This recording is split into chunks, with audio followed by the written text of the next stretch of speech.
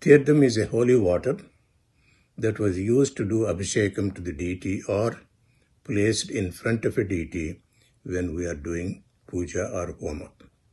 This water is mixed with a number of herbs such as cardamom and karpuram, saffron, tulsi, cloves, betel leaves, bay leaves, and others. By doing abhishekam to Murti, the water charged with the magnetic radiations, thus increasing its medicinal values. It is proved that Theertham is a very good blood purifier as it is highly energized. Hence it is given as prasadam to the devotees. These herbs have special medical benefits.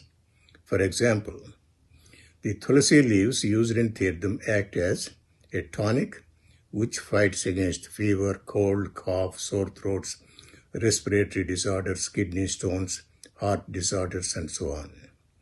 In the same way, the bay leaves in the Theertham can also cure many health-related problems such as stomach ulcers.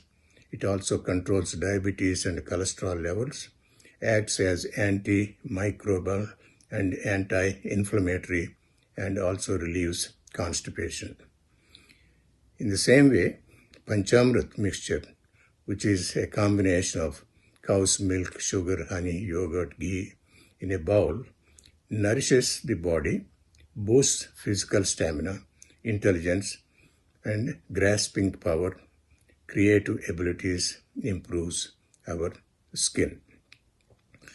The holy water usually is mixed with many herbs, as many as 32 of them.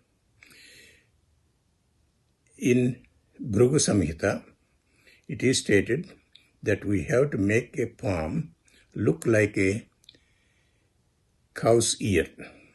The amount of water for consumption should be equal to the quantity of water just to immerse a black gram. While accepting the Theertham, our palm should be folded in such a way that our index finger bends and the thumb bends over the index finger. By doing like that, so our middle finger slightly bends forward. This is the perfect position to take Theertham. So that way, whenever a priest offers Theertham, it will not spill, it will not drop from your palm because you are making into something like a cup. Hiranya Karma Samhita states that we should fold Angavastra or whatever clothes we have or a clean cloth twice and place it on the left palm. Then you put this right palm on the left one and then receive the prasadam from the priest. So we should not spill the Theertham on the floor as it is very auspicious. Hence it is recommended that we use the cloth on the left palm so that it will absorb the Theertham if it is spilled. After taking Theertham, we should not put our hands either on the head or on the stomach or any part of our body. Only we have to clean it and we want to make sure that we wash our hands as soon as possible. If it is not, just wipe it with the cloth and then also that cloth should be washed immediately as soon as we go back to our house. Now, water is received 3 times from the priest through uddharani or spoon. First, why 3 times? The first time when we take, it is meant for body cleaning. Second time, it is for Atma cleaning. And the third time for salvation. Usually, a priest will chant a particular mantra when he is offering this Theertham. Akalam Mrityu Haranam Sarvavyadi Nivaranam Samasta Papakshayam Sri Lakshmi Narayana Padotakam Pavanam Shubham. That means the power of the Theertham is to free you from untimely death, all forms of diseases, and all forms of sins. As we all know, we see Theertham in general in either copper bowl or silver or brass. Especially copper and brass are known to have so many properties. Water stored in metals like this one has some kind of reaction, or it has some magnetic power. And usually many of us are aware that our parents or grandparents used to keep water in a brass vessel, put it next to the bed, and then they used to drink first thing in the morning, because it is supposed to give a lot of good medical advantages or medical benefits. And water kept in the vessel will decrease the heat in body and helps the body to absorb essential salts and nutrients. Copper is vital nutrient for body in production of blood along with iron. So Theertham given in Vishnu temple, you will see basically mixed with basil, that is tulsi leaf. And then in Vishnu temple, you will see that water mixed with vibhuti. The water stored in copper vessel or bottle for 8 hours or more. It releases some of its ions in the water through a process called oligodynamic effect. Copper is known to have antimicrobial, anti-inflammatory, anti-carcinogenic, antioxidant properties. It assists in the formation of hemoglobin as well as cell regeneration. So that is the reason it is supposed to be very healthy. That human body is benefited in several other ways with the presence of copper. So at least some of the benefits, so we can look at as follows. It says that water stored for 8 hours or received from the temple, it fights off cancer, balances hypertension, aids the functioning of thyroid gland, prevents anemia, negates infection, cures arthritis and inflamed joints, helps cardiovascular system, controls aging, increases brain efficiency, prevents stroke, aids in healing wounds faster, and prevents fine lines and wrinkles on the face, supposed to be.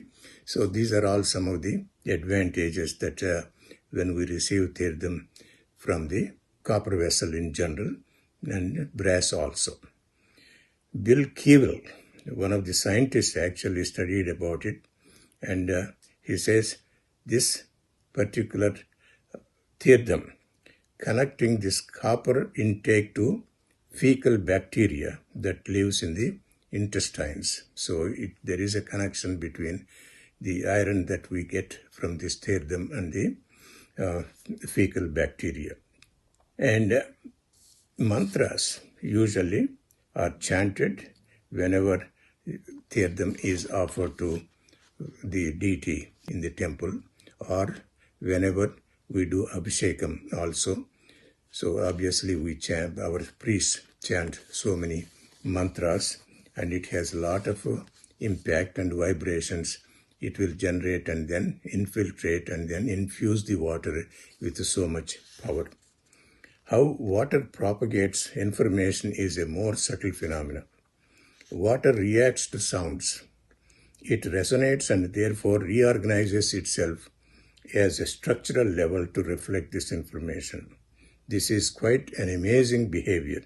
It means that water can see and hear. Does water have consciousness? Yes. It feels, it reacts, it sees, and it hears also. Apart from being one of the most potent existing solvent, water carries energy around the body in the form of nutrients. Not only that, water has also the capability to copy, memorize, and carry information. Water responds to sounds, words, music, pictures, and to the state of mind of the people that come in contact with her. Sound is a wave that moves the air. It has the power to create a concept, an image in our mind. In Sanskrit, sound is harnessed to mold and reprogram the subconscious mind. So, the mantras actually has so much power. It is written extensively, and also they have studied in a research component. A mantra is made of syllables which exert their influence by means of sound. As one would have personally experienced, different syllables have different vibrations which affect different parts of the body. A mantra is a sacred utterance, sound, word, or a group of words believed to have some impact, and it's supposed to have some high spiritual power.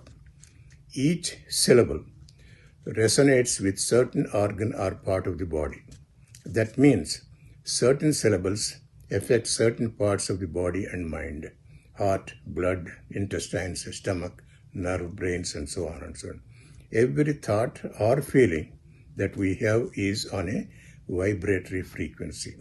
By using mantras, we can direct the mind into higher vibratory frequency. For thousands of years, mystics and yogis have used mantras for mental and spiritual transformation. For example, by chant, as we all know, Om, so consisting of 3 letters, A, U, M. By just chanting these 3 letters, it will have so much impact on our body. So let us look at how it impacts us. For example, by chanting Ah, one can feel the sensation and hence resonation of nervous system in the stomach and chest region. Chanting Oo creates sensation in throat and chest region and resonates with them. Similarly, chanting or humming resonates with nasal cavity as well as in skull or brain region. So when we chant Om sequentially, the sound activates the stomach, spinal cord, throat, nasal and brain regions. The energy moves from the abdomen all the way to the brain, thereby channeling energy and activating the spinal cord and the brain.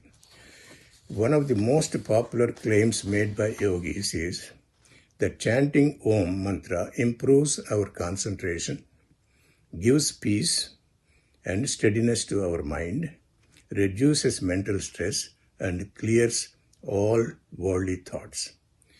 Prayers have the power to energize the molecular structure of water to maintain the healthy immunity of cells in the body.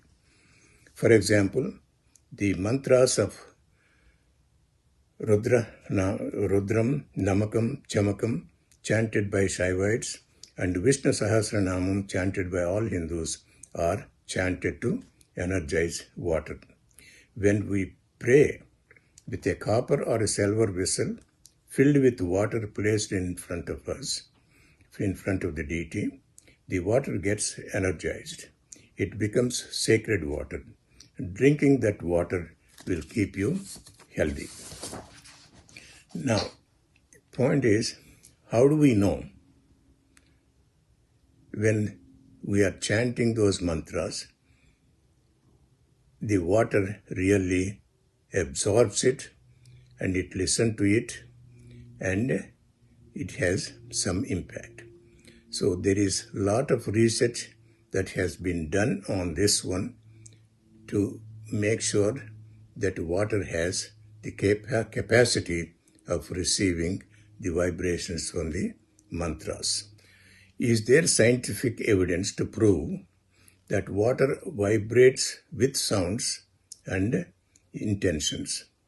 Does it react to our words with different meaning? Does it react to the meaning? Do we have any evidence to prove that? So, as you know, our body consists of 2/3 water. So that means whatever water we take, if the water can recognize and the water can be energized, it will have so much impact on our body, our thinking, our mind, and so on and so on. So that's the reason we wanted to make sure that there is some scientific evidence to prove the water really hears, listens, sees, and reads. So there is a research done by Dr. Masaru Emoto in Japan, and a lot of research is done. So he has taken 2 glasses of water. 1 glass of water was exposed to rock and roll music. The other glass was exposed to soft music. And then he froze it, and later on he took some pictures, and so it revealed the water that is exposed to the rock and roll music. So it looked like as if it is mud, very ugly shapes, and it's very difficult even to watch those kinds of things because it is not a pleasant way of reading the images. Whereas the water that was exposed to the soft music, they have shown it's like a crystal and like a castle kind of thing. It's a beautiful formation. There is a synchronization. So as a result, so you can see there is a difference between the water that is exposed to some bad words or hard words and then exposed to some soft words or pleasant words. In the same way, he also tested about putting Om, actually put a Om slip on the glass and kept it for some time, and later on, so he actually froze it and then took pictures of it, and that came out so beautiful, and you can see that we are going to put it there. So you can see that the water reads, also listens. So that means whenever we take water or whenever we chant something, definitely it is going to react, going to be charged with energy, and when we consume this energy, obviously it has a lot of medical benefits. Now, going back and looking at the whole thing about the Theertham. Theertham is mixed with many herbs. All these herbs have some medical advantages and medical benefits for the person who consumes. When priests chant that particular mantra, whatever mantras they chant, the Vedic mantras, the water also receives these vibrations, and when we drink that water, obviously they also have some medical benefits. So in the vessel that we take the Theertham from, that is copper and brass, so they also have some properties which would improve our health.